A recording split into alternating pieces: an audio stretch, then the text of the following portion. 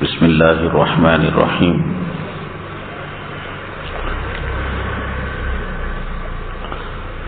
الحمد للہ وحدہ والصلاة والسلام علی من لا نبی بعدہ.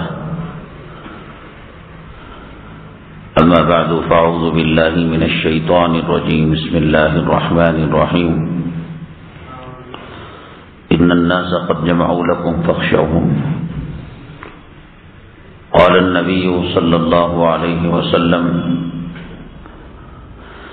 لا يبقى على ظهر الأرض بيت مدر ولا وبر إلا أدخله الله كلمة الإسلام أو كما قال النبي عليه الصلاة والسلام.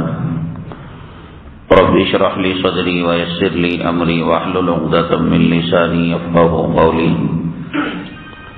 اللهم صل على سيدنا مولانا محمد في أول وأوسط وآخر كلامنا. قابل قدر حضرات علماء کرام، سامعین اعظام اور عفت مآب خواتین، اللہ تعالیٰ کا بے پناہ کرم اور بے پناہ احسان، اللہ تعالیٰ نے دین اسلام کے غور و فکر کے سلسلے میں ہمیں یہاں جمع فرمایا. اللہ تعالی ہمارے جمع ہونے کو، کہنے اور سننے کو قبول فرمائے. دنیا اور آخرت میں کامیابی کا ذریعہ اور سبب بنائے. معزز سامعین کرام، آپ جانتے ہیں جب کبھی دنیا میں حق آیا، باطل نے ہمیشہ اسے دبانے کی کوشش کی اور اس بات کی کوشش کی کہ حق کا نام و نشان ختم ہو جائے اور باطل کا سر اونچا ہو جائے. اس کی لمبی تاریخ ہے. سیدنا آدم علی نبینا علیہ الصلاۃ والسلام سے لے کر جناب محمد الرسول اللہ صلی اللہ علیہ وسلم تک اور رہتی دنیا تک اللہ تعالیٰ کا یہ دستور ہے، یہ قانون ہے کہ حق اور باطل کی کشمکش ہوتی رہے گی. یہ ون وے ٹریفک نہیں ہے کہ باطل کے لیے راستہ کھول دیا گیا یا حق کے لیے راستہ کھول دیا گیا. ایک وقت وہ تھا کہ لگ رہا تھا کہ فرعون کی جیت ہو جائے گی، موسیٰ علیہ السلام اور بنو اسرائیل مصر چھوڑ کر چلے جائیں گے اور شکست پاش انہیں ہو جائے گی. اور ایک وقت لگ رہا تھا نمرود جب آگ کو جلایا، ابراہیم علیہ نبینا علیہ الصلاۃ والسلام کو داخل کیا تو وہ اور اس کے ماننے والوں نے یہی سوچا ہوگا کہ ابراہیم علیہ السلام اور ان کے متبعین کا نام و نشان ہمیشہ کے لیے ختم ہو جائے گا. ایک وقت وہ تھا فرعون بڑے آب و تاب کے ساتھ میدان کے اندر اپنے جادوگروں کو یہ کہہ کر اتارا تھا کہ موسیٰ علیہ السلام اور بنو اسرائیل پر طلوع ہونے والا آفتاب اور سورج آج آخری کرنیں آپ پر ڈال رہا ہے. وہ غروب آفتاب کو اور رات کی تاریکی کو نہیں دیکھ پائیں گے. ایک وقت وہ تھا سیدنا یوسف علی نبینا علیہ الصلاۃ والسلام کو بازار کے اندر فروخت کیا جا رہا تھا، کنویں کے اندر ڈالا جا رہا تھا اور خاندان سے دور رکھا جا رہا تھا. یہ تمام لوگ یہی سوچ رہے تھے کہ اب یوسف علیہ السلام کی ہسٹری مٹ گئی، تاریخ ختم ہو گئی اور ایک اندھیرے انجان کنویں کے اندر یوسف علیہ السلام کا نام دب گیا. آپ جانتے ہیں کہ دنیا نے یوسف علیہ السلام کو مصر کا بادشاہ ہوتے ہوئے دیکھا اور ان کے بھائیوں کی تاریخ ختم ہو گئی. ابراہیم علیہ السلام سے اللہ تبارک تعالیٰ نے ایک لمبا سلسلہ پیغمبروں کا جاری فرمایا، خانہ کعبہ کی تجدید نو فرمائی، مکہ مکرمہ کو آباد کیا اور نمرود کا نام و نشان اللہ تعالیٰ نے ختم کر دیا. حضرت نوح علیہ السلام کو مٹانے والے طوفان نوح کے اندر غرق ہو گئے. حضرت صالح علیہ السلام کو مٹانے والے اللہ کے عذاب کا شکار ہو گئے. آدم علیہ السلام سے لے کر اس وقت تک حق و باطل کی یہ تاریخ رہی ہے کہ باطل کو اللہ تبارک تعالیٰ کچھ مہلت دیتے ہیں، کچھ موقع دیتے ہیں پنپنے کے لیے، سر اٹھانے کے لیے، اور باطل یہ سوچتا ہے کہ جیت ہماری ہو گئی۔ ایک وقت وہ تھا فرعون کے پاس تخت تھا، روپیہ تھا، پیسہ تھا، ملٹری تھی، نہریں تھی، سائنس تھی، ٹیکنالوجی۔ کیا آپ سمجھتے ہیں کہ سائنس اور ٹیکنالوجی آج کی ایجاد ہے؟ فرعون نے جو محل بنایا تھا وہ ایسا محل تھا کہ وہ پانی پر اس محل کی بنیادیں تھیں، اور وہ کہا کرتا تھا اہذہ الانہار تجری من تحتی، کیا تم دیکھتے نہیں کہ میرے محل کے نیچے، میرے قدموں کے نیچے ندی بہتی ہے؟ کیا مطلب؟ ندی بھی جا رہی ہے اور محل بھی باقی ہے اور قدم بھی بھیجتا نہیں۔ احرام مصر میں فرعین مصر اپنے بادشاہوں کو، جو دنیا کے 7 عجوبوں میں ایک عجوبہ ہے، ایسے کیمیکل اور ایسا مسالہ لگایا کرتے تھے، ہزاروں سال کے باوجود بھی لاش جوں کی تو باقی رہتی تھی۔ سائنس اور ٹیکنالوجی، آج اس کا نام دیا گیا ہے۔ تاج محل کو جب بنایا گیا، کون سی سائنس تھی، کون سی ٹیکنالوجی تھی، کون سی الیکٹریسٹی تھی، کون سی موٹر کاریں تھیں، کون سی بجلی تھی، کون سا کمپیوٹر تھا، کون سا انٹرنیٹ تھا، کون سی بی اور انجینئرنگ کی تعلیم تھی؟ آئے مائیکل آل انجینئر تاج محل کا جواب دیں۔ کیوں رنگ نہیں بدل رہا ہے؟ کیوں زلزلے کا اثر نہیں ہوتا ہے؟ کیوں بہنے والی ندی کا پانی اس کے فاؤنڈیشن میں نہیں جاتا ہے؟ کیوں کڑاکے کی گرمی 50-52 ڈگری گرمی کے اندر جانے والے کو اے سی کی ٹھنڈک اور راحت بغیر کرنٹ کے، بغیر بجلی کے کیسے محسوس ہو رہی ہے؟ کیوں سامنے والا جو ہاؤس ہے اس کے اندر سارا تاج محل نظر آتا ہے؟ اور وہ کون سا چراغ تھا جو گرمیوں میں پانی ٹھنڈا کرتا تھا اور سردیوں کے اندر پانی گرم کیا کرتا تھا؟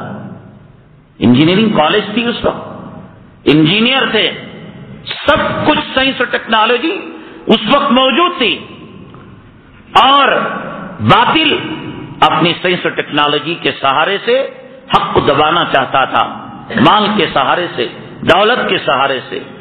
اور یہ سلسلہ اللہ کے حبیب پاک جناب محمد رسول اللہ صلی اللہ علیہ وسلم تک بھی پہنچا۔ کیا آپ نہیں جانتے امام الانبیاء، خاتم الانبیاء اور سید الاولین، سید الآخرین، ساقی کوثر، شافی محشر جناب محمد رسول اللہ صلی اللہ علیہ وسلم حرم مکی میں نماز پڑھ رہے ہیں اور آپ کے گلے میں اونٹ کی اوجھڑی کو ڈالا جا رہا ہے؟ آپ نہیں جانتے امام الانبیاء طائف کی سرزمین کے اندر آپ کو کس جرم کے اندر پیٹا گیا، کس جرم کے اندر مارا گیا، کس جرم کے اندر آپ کو لہو لہان کیا گیا، اور اتنا لہو لہان کیا گیا کہ پیروں کی جوتیاں خون کی وجہ سے، نالین شریفین آپ کے جسم اثر سے چپک چکی تھی۔ کس جرم کے اندر؟ شیب ابی طالب کے اندر، قید کے اندر ڈال دیا گیا۔ کیا آج تہاڑ جیل، آج کی ابو غریب جیل، آج کی گوانتانامو بے جیل، آج کی کشمیر کی جیل، آج کی پولیس کسٹڈی شیب ابی طالب کے سامنے بیکار تھی؟ سب کچھ ہتھیارات تھے، لیکن اللہ تعالیٰ کا ایک اصول، اللہ کا ایک دستور، اللہ کا ایک قانون، وہ یہ ہے ان شانیہ کا هو الابتر۔ اے محمد صلی اللہ علیہ وسلم، ہم آپ کے دشمنوں کے وجود کو ختم کر کے رکھ دیں گے۔ اے محمد صلی اللہ علیہ وسلم، ورفعنا لک ذکرک، ہم آپ کے نام کو بلند کریں گے۔ اللہ نے دنیا میں یہ سسٹم کیا ہے، ایک جگہ اذان ختم ہوتی ہے، دوسری جگہ اذان شروع ہوتی ہے، ایک ملک میں اذان ختم ہوتی ہے، دوسرے ملک میں اذان شروع ہوتی ہے۔ جہاں کثیر الآبادی والا علاقہ مسلمانوں کا ہو، بڑا عجیب و غریب سسٹم، 1 بجے اذان، 1:05 کو اذان، 1:10 کو اذان، 3:30 پونے 4 بجے تک اشہد ان محمد رسول اللہ، اشہد ان محمد رسول اللہ۔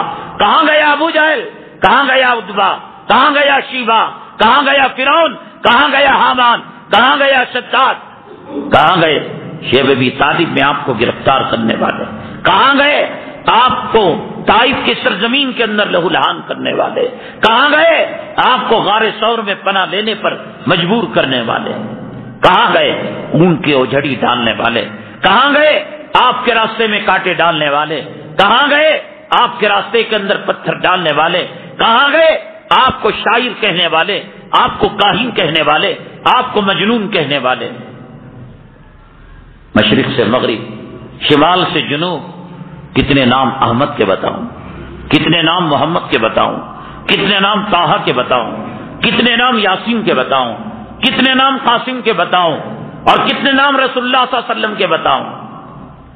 ابھی برطانیہ کا ایک سروے کیا، وہاں کے ایک جریدے نے، میگزین نے، اور اس نے بتایا 52% انگریز، 50 پر 2%، 52% انگریز اپنے بچوں کے نام مسلمانوں پر ریسرچ کیا کہ جس بچے کا نام احمد اور محمد ہوتا ہے، اللہ اس کے گھرانے میں خیر و برکت دیتا ہے، اس کو نہ تو احمد سے لینا دینا، نہ محمد سے لینا دینا، الیاذ باللہ اس نے صرف دنیاوی خیر و برکت، راحت و سکون کے لیے اپنے بچوں کا نام احمد اور محمد رکھنا شروع کر دیا۔ پاسواں مل گئے کعبے کو صنم خانے سے، جو کل آپ کے دشمن تھے، آپ پر کیچڑ اچھالنے والے تھے، آپ کی زوج مطہرہ پر انگلیاں اٹھانے والے تھے، اللہ ان کے گھرانوں سے دین کو زندہ کر رہا ہے۔ حضرات، میں نے یہ تمہید اس لیے باندھی، آپ پریشان ہوں گے، اس وقت لوک سبھا کے الیکشن کے بعد پورے ہندوستان کے اندر ایک فضا کو قائم کیا گیا، مسلمانوں کو ڈرایا گیا، مسلمانوں کو دھمکایا گیا، اور جگہ جگہ 1947 سے لے کر 2014 تک 10 الیکشن اس ہندوستان کے اندر ہوئے، لیکن جتنا اب کی مرتبہ یہ کہا گیا، مسلمانوں جینا ہو تو ہمیں ووٹ دو، مسلمانوں پڑوس ملک کے اندر چلے جاؤ، مسلمانوں تمہیں اس ملک کے اندر رہنے کا کوئی ادھیکار نہیں، تمہیں دھوتی پہننا پڑے گا، تمہیں بٹ لگانا پڑے گا، تمہیں زنار ڈالنا پڑے گا، تمہیں نام بدلنا پڑے گا، تمہیں مزاروں کا وجود ختم کرنا پڑے گا، تمہیں حج کا کوٹا ختم کرنا پڑے گا، تمہیں زمزم لانا بند کرنا پڑے گا، مساجد سے اذان ختم کرنا پڑے گا، دنیا بھر کی باتیں، جتنی زبان اتنی باتیں، اور یہ باتیں آج کی اب کی نئی نہیں ہیں، ہر زمانے میں یہ باتیں کہی گئی۔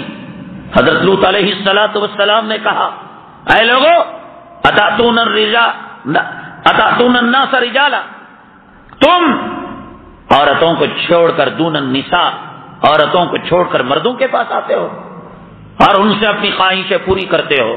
کیا کہا تھا؟ اخرجوا آل لوط من قریتکم انہم اناس یتطہرون، بڑا پاک بنتا ہے، نکل جا ہمارے قریے سے، اگر تجھے لوطی کام کرنا نہیں ہے، اگر تجھے بدکاری کا نہیں کرنا ہے، اور تجھے بے حیائی کا کام نہیں کرنا ہے، بڑا بنتا ہے اپنے آپ کو، تو ٹھیک ہے، ایسے لوگوں کی ہمارے سماج میں کوئی ضرورت نہیں، ہمارے ملک میں کوئی ضرورت نہیں۔ اللہ کے نبی جناب محمد رسول اللہ صلی اللہ علیہ وسلم ہجرت جو کر گئے، اپنی مرضی سے گئے تھے یا مجبور کیا گیا تھا؟ صحابہ کرام مکہ مکرمہ کو جو چھوڑ کر گئے تھے، کیا مدینہ طیبہ کے اندر رشتہ داریاں تھی؟ کیا مدینہ طیبہ کے اندر نکاح کرنے گئے تھے، کاروبار کرنے گئے تھے، بزنس کرنے گئے تھے، کارخانہ لگانے گئے تھے، یا مکہ مکرمہ کے لوگوں نے ان کو نکلنے پر مجبور کیا تھا؟ جب اللہ کے نبی صلی اللہ علیہ وسلم جا رہے تھے، مکہ مکرمہ کو خطاب کر نہیں کہا تھا، اے مکہ مکرمہ، میں موت تک تا حیات یہاں سے نہیں نکلتا اگر تیرے بسنے والے مجھے نہ نکالتے۔ آج ملک سے محبت کا پاٹ، ملک سے لگاؤ کا درس، اللہ کے دشمن، نبی کے دشمن، انسانیت کے دشمن، شہوات کے پجاری، خواہشات کے پجاری کیا ہم کو دیں گے؟ اللہ کے نبی صلی اللہ علیہ وسلم نے مکہ مکرمہ کو نہیں کہا تھا کہ میں نہ نکلتا، نکالا تو وہی ریت آج ابو جہل کی نسل کر رہی ہے، مسلمانوں نکل جاؤ، یہاں کوئی کام نہیں، مسلمانوں کے دو ہی استان، یا تو قبرستان یا تو پاکستان. یہ نعرہ کس نے دیا؟ میں آپ کے سامنے ایک مختصر گفتگو کرنے کے لیے بیٹھا ہوں. مسلمانوں، ایسی گیدڑ بھپکیاں، ایسی کتوں کی بھونک، ایسی سوروں کی چیخ ہر زمانے کے اندر ہوتی رہی ہے، لیکن تاریخ جانتی ہے حضرت لوط علیہ السلام جب ہٹے اللہ نے بستی کو الٹ دیا. اس زمین کو، اس بستی کو اللہ آسمان کے اتنے قریب لے کر گیا. جبریل علیہ السلام سے کہا جب پیغمبر نہیں اور پیغمبر کے ماننے والے نہیں، اس دھرتی پر رحمتوں کے کیا مانے، اس دھرتی پر برکتوں کے کیا مانے؟ اے جبرائیل، اس دھرتی کو اٹھاؤ، آسمان کے قریب لے جاؤ. اتنا قریب لے جایا گیا کہ زمین کے مرغ کی آواز آسمان اول کے فرشتے سننے لگے اور وہیں سے پلٹ دیا گیا. اللہ کے حبیب پاک جناب محمد رسول اللہ صلی اللہ علیہ وسلم کو ہجرت کرنے پر مجبور کیا گیا. کیا ہمیشہ کے لیے چلے؟ کیا وہ وقت نہیں آیا کہ جب اللہ کے حبیب پاک جناب محمد رسول اللہ صلی اللہ علیہ وسلم فاتحانہ شان کے ساتھ مکہ مکرمہ کے اندر آئے اور پھر وہ شیبہ جو آپ کو چابیاں دینے سے منع کر رہا تھا، خانہ کعبہ کی چابیاں شیبہ کے پاس تھی. اللہ کے نبی صلی اللہ علیہ وسلم نے کہا شیبہ چابیاں دے دے، 2 رکعت نماز پڑھ لوں گا. نہ میں نہیں دوں گا آپ کو. تو اللہ کے نبی صلی اللہ علیہ وسلم نے فرمایا شیبہ ایک وقت وہ آئے گا چابیاں میری ہاتھ میں ہوں گی اور تو مجھ سے بھگا رہا ہوگا اور تڑپ رہا ہوگا کہ اے اللہ کے نبی مجھے کعبے کی چابیاں دے دو. حالات ایک سے نہیں رہتے، حالات ایک ٹائپ کے نہیں رہتے. آج چابیاں تیرے ہاتھ میں ہیں، تو گھمنڈ کر رہا ہے، فخر کر رہا ہے. آج بلال کو مارا جا رہا ہے، آج بلال کے سینے پر چٹان رکھی جا رہی ہے، آج بلال کو گرم ریت پر گھسیٹا جا رہا ہے. آج بلال احد احد کہہ رہا ہے، بلال کی کوئی سنوائی کرنے والا نہیں. لیکن ایک وقت وہ آیا کہ بلال حبشی رضی اللہ تعالیٰ عنہ فتح مکہ کے بعد اللہ کے نبی صلی اللہ علیہ وسلم نے کہا اے بلال کعبے کی چھت پر کھڑے ہو جاؤ، اذان دو. بلال نے دل میں کہا ہوگا اے عتبہ، اے شیبہ، اے مشرکان مکہ، اے کافران مکہ، اے اسلام دشمنوں، اے مسلمان دشمنوں، کل میں پٹ رہا تھا، میری آہت کو سننے والا، میری پکار کو سننے والا کوئی نہیں تھا، میرے آنکھوں کے آنسوں کو پوچھنے والا کوئی نہیں تھا. کسی کی ماں نے اپنے چھاتی سے دودھ پلایا ہو اور کوئی ماء کلال مجھے اذان سے روک کر تو بتاؤ. جس سرزمین کے اندر بلال کل تڑپ رہا تھا، آج وہ بلال اللہ کے کعبے کی چھت پر کھڑے ہو کر اذان دے رہا ہے اور کہہ رہا ہے زبان دل سے کہ کوئی ماء کلال مجھے اذان سے روک کر تو بتائے. کل عہد کرنے کی سزا تم دیا کرتے تھے، کوڑے مارا کرتے تھے. اللہ کے نبی صلی اللہ علیہ وسلم خانہ کعبہ کی چابیاں رکھی، شیبہ کو فرمایا شیبہ ایک وقت یاد ہے کہ 2 رکعت کا سوال تھا اور تم نے 1.5 منٹ کے لیے مجھے اللہ کے کعبے میں جانے سے روکا تھا، لیکن میں محمد صلی اللہ علیہ وسلم اخلاق کریمانہ رکھنے والا ہوں. میں محمد صلی اللہ علیہ وسلم میری شان میں انک لعلی خلق عظیم کہا گیا ہے، اس لیے شیبہ میں تم کو روکتا ہی نہیں بلکہ میں کعبے کی چابیاں تمہارے حوالے کرتا ہوں اور اللہ کی طرف سے بشارت دیتا ہوں کہ رہتی دنیا تک نسل در نسل تک شیبہ یہ چابیاں کعبے کی تمہارے خاندان کے اندر رہیں. آج بھی خانہ کعبے کی جو چابیاں ہیں وہ شیبی خاندان کے اندر ہے. وہ ہندوستان کے اندر ابھی 6 مہینے پہلے سال کے اندر باہر وہ تشریف لائے تھے.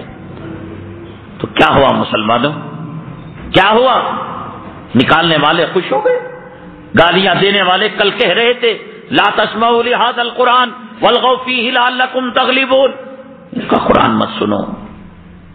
لیکن مکے کی وادی میں قرآن گونجا نہیں گونجا.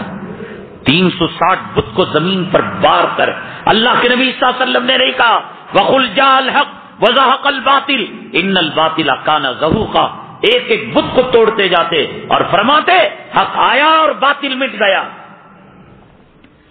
ایسی گیدڑ بھپکیاں ہر زمانے کے اندر مسلمانوں کو سنائی جاتی رہی، لیکن مسلمانوں ہمیں کوئی ڈر کی بات نہیں، ہمیں کوئی خوف کی بات نہیں، اس لیے کہ ہمارا محافظ اللہ ہے۔ ہم کانگریس پر ایمان نہیں لائے، ہم پنجے پر ایمان نہیں لائے، ہم کنول کے پھول پر ایمان نہیں لائے، ہم بیل گاڑی پر ایمان نہیں لائے، ہم چاند ستارے پر ایمان نہیں لائے۔ ہم نے کہا آمنت باللہ وملائکتہ وکتبہ ورسلہ۔ 1000 پارٹیاں آتی رہیں گی، 1000 پارٹیاں جاتی رہیں گی، مسلمانوں اللہ کی قسم کوئی پارٹی مسلمانوں کی وفادار نہ تھی، نہ ہے، نہ ہو سکتی ہے، سوائے اللہ کے ہمارا کوئی محافظ نہیں۔ بے شک غزوہ بدر کے موقع پر ابو جہل مشرکان مکہ، کافران مکہ، اسلام مسلمان دشمنوں کی نمائندگی کرتے ہوئے آیا، لیڈر بن کر آیا تھا، اور عزا ایک بت ہے، ہر بت کا ایک ڈپارٹمنٹ انہوں نے بنا رکھا تھا، ہوم منسٹری کا، بارش کا، لڑکوں کا، لڑکیوں کا، شادی بیاہ کا، خیر و برکت کا، نحوست ٹلانے کا، سونامی ٹلانے کا، طوفان ٹلانے کا، کئی بت بنا رکھے تھے، جتنی باتیں اتنے بت، سفر کا بت، حضر کا بت۔ جو عزا تھا، یہ عزا ان کا جو بت تھا، عزت دینے والا، جنگ میں فتح دینے والا اور سامنے والے کو شکست اور ہار دینے والا بت تھا۔ بڑے تم تراخ کے اندر یہاں کیا ہیں؟ ٹوٹی تلواریں ہیں، یہاں کیا ہیں؟ زخمی گھوڑے ہیں، یہاں کیا ہے؟ ماں کا جگر گوشہ ماس ہے، یہاں کیا ہے؟ ماں کا جگر کا ٹکڑا معاوض ہے، یہاں کیا ہے؟ بھوک مری ہے، یہاں کیا ہے؟ فقر و فاقہ ہے، یہاں کیا ہے؟ اللہ کے نبی کے آنسو کے قطرے ہیں، یہاں کیا ہے؟ مسجد عریش کے اندر نبی کا تڑپنا ہے۔ تلوار کم پڑ گئی، درخت کی ڈالی کو توڑ کر اللہ کے نبی صلی اللہ علیہ وسلم نے صحابی کو دیا کہ جاؤ، یہ تمہیں تلوار کا کام کرے گی، تیر کا کام کرے گی۔ اور وہاں ہاتھی، گھوڑے، اونٹ اور نیزے، ہر قسم کے سائنس و ٹیکنالوجی کے ہتھیار، بڑے گھمنڈ کے اندر عورتیں بھی رانوں کو بجا بجا کر گا رہی تھی کہ جیت ہوگی تو ہماری ہوگی، شکست ہوگی محمد صلی اللہ علیہ وسلم کے پارٹی کی ہوگی۔ ابو جہل غرایا اور اس نے کہا اے مسلمانوں، اے صدیق، اے فاروق، اے فلاں، اے فلاں، کان کھول کر سن لو، کل تم ہمارے بتوں کو گالیاں دیا کرتے تھے، آج دیکھا تمہاری حالت کیا؟ تمہارے گھوڑے کتنے، تمہارے اونٹ کتنے، تمہارے ہتھیار کتنے، تمہاری تعداد 313 اور ہماری تعداد ہزاروں کی، تمہارے گھوڑے اتنے، ہمارے سینکڑوں گھوڑے۔ لنا عزا ولا عزا لکم، عزا ہمارا ہے، آج بھی موقع ہے، عزا کو مان لو، عزا کے سامنے سر تسلیم خم کر لو۔ اللہ کے نبی صلی اللہ علیہ وسلم تک یہ بات پہنچی، اللہ کے نبی صلی اللہ علیہ وسلم نے حضرت عمر بن خطاب کو فرمایا اے عمر، تم اس امت، ہر امت کا ایک فرعون ہے، اس امت کا فرعون اللہ نے ابو جہل کو بنایا تھا۔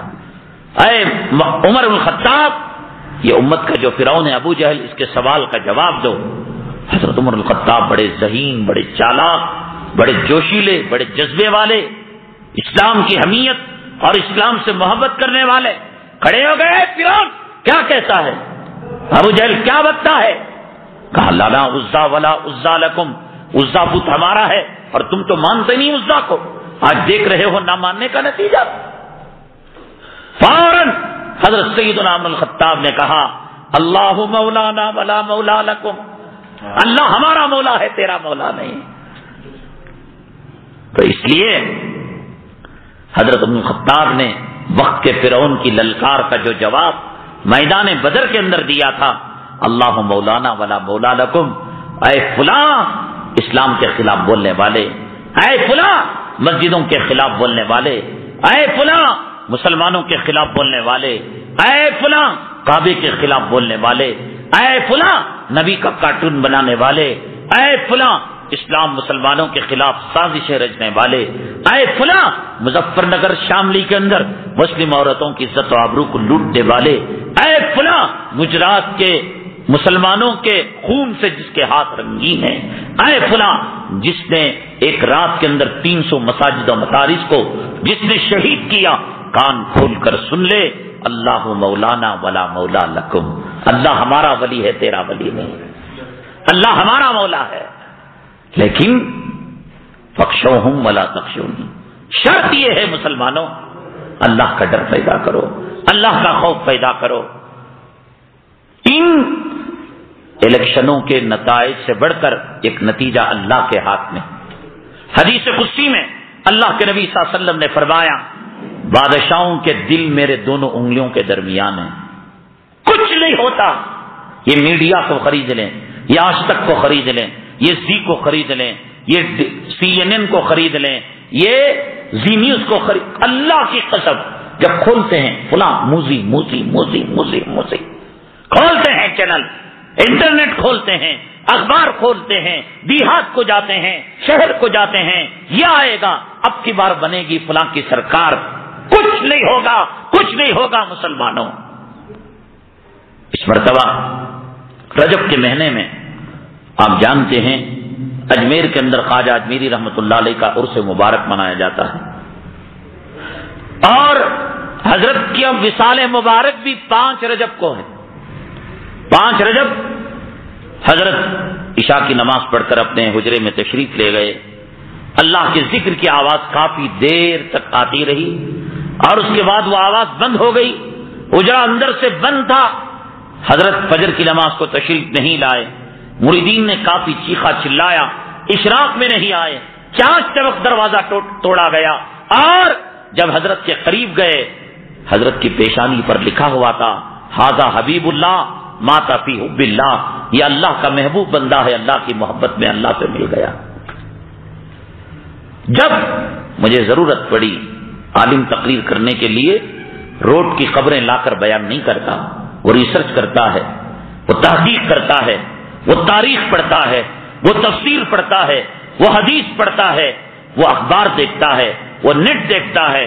مجھے ضرورت پڑی حضرت کا وصال مبارک، اور اجمیر شریف کے اندر اس نام سے نہ جانے کیا کیا کیا جا رہا ہے، چلو حضرت کی جو داعیانہ کیفیت تھی ہندوستان میں آنے کی، جب میں نے دیکھا ایک عجیب و غریب بات، حالانکہ کئی مرتبہ آپ نے سنا ہوگا، حضرت خواجہ معین الدین چشتی اجمیری رحمت اللہ علیہ خواب میں اللہ کے نبی صلی اللہ علیہ وسلم آئے اور فرمایا اے معین الدین کیا ابھی ملاقات کا وقت نہیں آیا؟ حضرت کو سمجھ میں نہیں آئی بات، ایک رات چلی گئی، دوسری رات آئی، اللہ کے نبی صلی اللہ علیہ وسلم آئے، پوچھا اے معین الدین کیا ابھی ملاقات کا وقت نہیں آیا؟ حضرت کو سمجھ میں نہیں آئی بات، دوسری رات چلی گئی، تیسری رات اللہ کے نبی صلی اللہ علیہ وسلم تشریف لائے، اے معین الدین چشتی کیا ابھی مجھ سے ملاقات کا؟ فرمانے لگے اللہ کے نبی صلی اللہ علیہ وسلم بہت پریشانی میری بڑھ رہی ہے، الجھن میری بڑھ رہی ہے، بے چینی میری بڑھ رہی ہے، اللہ کے لیے میری پیاس کو ختم کیجئے، میری بے چینی کو ختم کیجئے، بتائیے ملاقات کا کیا مطلب ہے؟ اے معین الدین حج کے لیے آؤ گے نہیں؟ اور حج سے فراغت کے بعد میرے روزے پر نہیں آؤ گے؟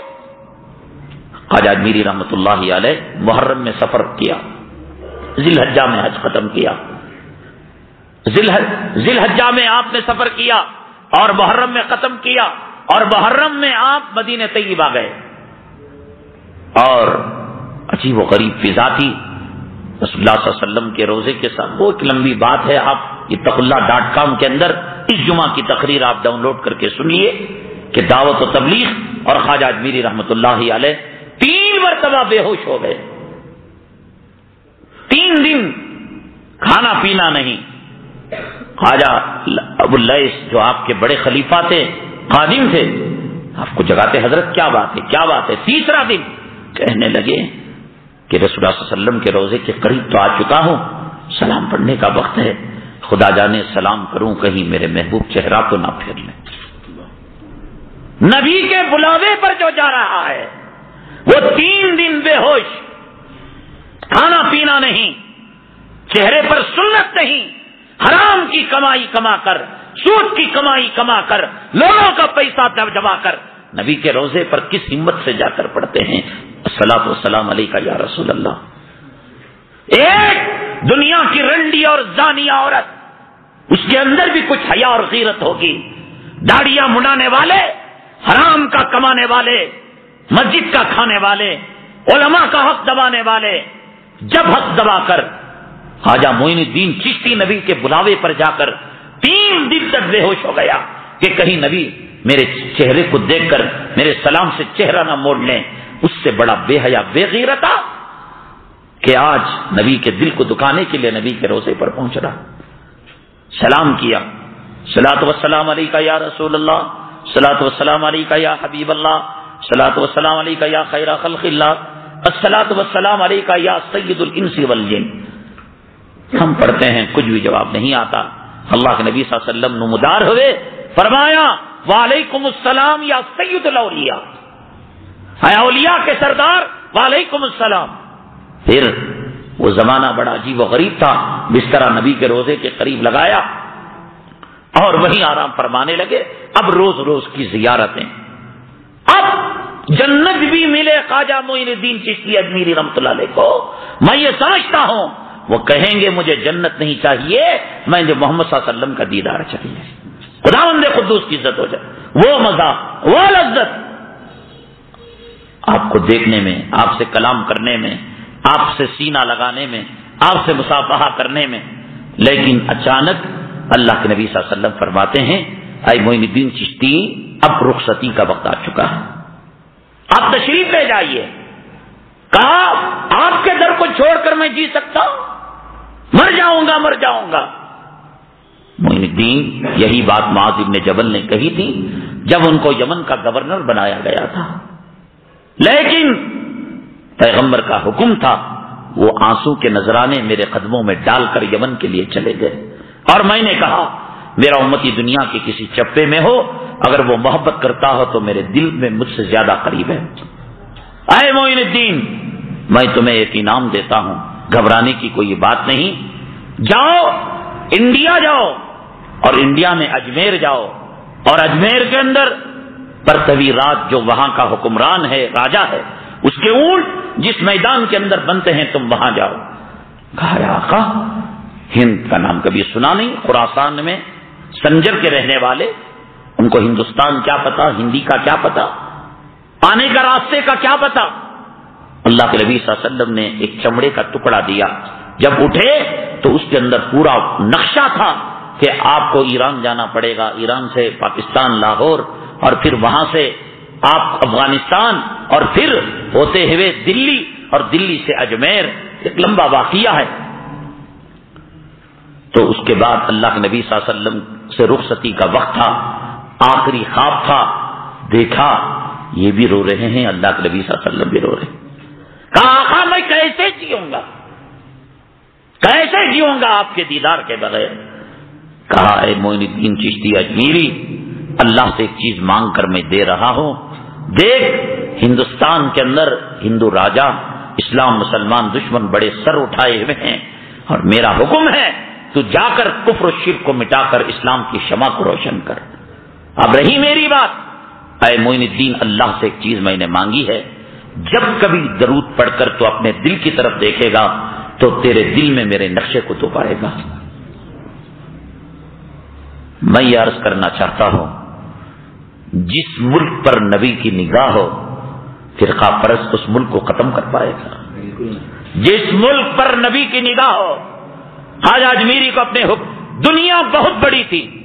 امریکہ دنیا میں آتا تھا, برطانیہ دنیا میں آتا تھا, ایران دنیا میں آتا تھا, انڈونیشیا دنیا میں آتا تھا, ملیشیا دنیا میں آتا تھا, فیجی ملایا دنیا میں آتا تھا. اللہ کے نبی صلی اللہ علیہ وسلم نے کہا کہ آپ افریقہ نہیں, یورپ نہیں, امریکہ نہیں, کہاں جاؤ؟ ہندوستان جاؤ. کہاں جاؤ؟ اجمیر جاؤ. کہاں جاؤ؟ جہاں بادشاہ کے اونٹ بنتے ہیں وہاں جاؤ. مکہ کیا تھا؟ حرم شریف پہلے بھی تھا. مکہ کیا تھا؟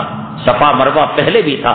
اللہ کے نبی کے قدم بڑھے, اللہ نے بھاؤ بڑھا دیا کہ میری عزت و جلالت کی قسم حرم مکی میں جو ایک سبحان اللہ پڑھے گا 1,00,000 سبحان اللہ کا ثواب. وہ نبی کے آنے سے پہلے ملتا تھا ثواب نہیں. لا اقسم بہذا البلد وانت حل بہذا البلد. اور مدینہ کو یثرب کہا جاتا تھا. یثرب کے معنی تباہی اور بربادی کے. اور اللہ کے نبی صلی اللہ علیہ وسلم ہجرت کر کر جب مدینہ طیبہ گئے, مدینہ کا نام طیبہ, مدینہ کا نام توبہ, مدینہ کا نام فلاں, جتنے عمدہ نام آپ مدینے سے جڑا ہوا پائیں گے. یہ کس کا صدقہ؟ رسول اللہ صلی اللہ علیہ وسلم کے قدم مبارک کا صدقہ. جبرائیل آتے تھے، کس کا صدقہ؟ نبی کی آمد کا صدقہ. ریاض الجنہ بنا، کس کا صدقہ؟ نبی کے جوتوں کا صدقہ. جنت البقیع بنا، کس کا صدقہ؟ نبی کے جوتوں کا صدقہ. گنبد خضرا بنا، کیسے بنا؟ نبی کی آمد کا صدقہ. مسجد نبوی بنی، کس کا صدقہ؟ نبی کی آمد کا صدقہ. مسجد قباء کہ جہاں 2 رکعت نماز پڑھنا یہ عمرے کے برابر ہے، کس کا صدقہ؟ نبی کی آمد کا صدقہ. اے محمد صلی اللہ علیہ وسلم، آپ مکے میں جائیں، ایک سبحان اللہ لاکھ کے برابر ہو جائے، ایک طواف لاکھ کے برابر ہو جائے، ایک کلام پاک ایک جو ہے لاکھ کے برابر ہو جائے، ایک ریال 1 لاکھ کے برابر ہو جائے. آپ مدینہ آئے، وہاں قباء بن جائے. آپ مدینہ آئے، یہاں ریاض الجنہ بن جائے. آپ مدینہ آئے، یہاں جو ہے جنت البقیع بن جائے. آپ مدینہ آئے، یہاں روضے کی جالی بن جائے. آپ مدینہ آئے، یہ گنبد خضرا بن جائے. آپ کے قدم پڑے مدینہ طیبہ بن گیا، آپ کے قدم پڑے مکہ مکرمہ پڑ گیا. اے محمد صلی اللہ علیہ وسلم، آپ کی نگاہ ہندوستان پر ہو، کوئی مائی کا لال ہے جو اس کو مٹا سکے؟ انگریز آیا اور کہہ رہا تھا ہماری حکومت کے اندر سورج غروب نہیں ہوتا. حضرت شیخ الہند، حضرت شیخ الاسلام، حضرت امداد اللہ مہاجر مکی، حضرت حسین احمد مدنی، حضرت اشرف علی تھانوی، حضرت ٹیپو سلطان شہید رحمہم اللہ تعالی، یہ کھڑے ہو گئے اور کہا انگریز تجھ کو ایسے جگہ بھیجیں گے جہاں سورج طلوع ہی نہیں ہوتا. 6 مہینے دن اور 6 مہینے رات انگریز سمٹ کر وہاں چلا گیا.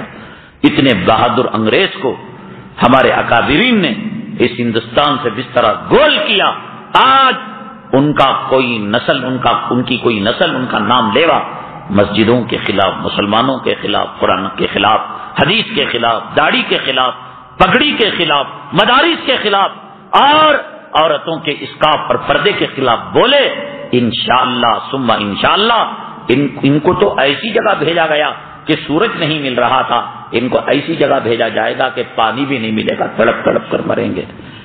لیکن ضرورت ہے. حدیث قدسی میں اللہ فرماتے ہیں اے بندے تو چل کر آ، میں دوڑ کر آتا ہوں. یہ دنیا دار الاسباب ہے. کوئی آدمی مسجد میں بیٹھ جائے، حرم میں بیٹھ جائے، اللہ بچہ دے دے، بچہ دے گا اللہ آسمان سے. شادی کرنی پڑے گی، یہاں بیٹھ جائے، اللہ مجھے دولت دے دے، اللہ کہے گا قدم بڑا کاروبار کر. اللہ غلہ دے دے، اللہ کہے گا کہ حل جو بیج ڈال. انتم تزرعونہ ام نحن الزارعون. تمہیں حکومت چاہیے، تمہیں فرقہ پرستوں کی موت چاہیے.